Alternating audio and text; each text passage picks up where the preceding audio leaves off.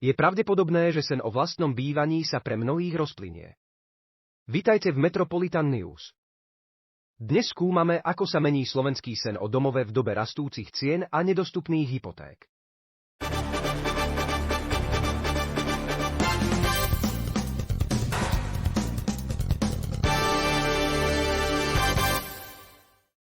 Na Slovensku tradične dominuje bývanie vo vlastnej nehnuteľnosti.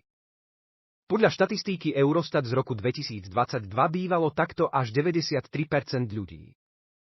Poďme sa pozrieť, ako to vyzerá v susedných krajinách. V Česku žije vo vlastnom 77% ľudí, v Rakúsku 51%, v Nemecku 47% a vo Švajčiarsku len 42%. Otázkou je, či aj nás čaká posun od vlastného bývania k nájomnému. Ceny nehnuteľností sú vysoké a hypotéky ťažko dostupné. Vlastníctvo nehnuteľnosti sa tak stáva pre mnohých nedosiahnuteľným snom. Inflácia a nízka kúpna sila len zvyšujú tento tlak. V Metropolitane vidíme, ako sa záujem o nájomné bývanie zvyšuje. Je pravdepodobné, že na Slovensku budeme musieť túto novú realitu prijať.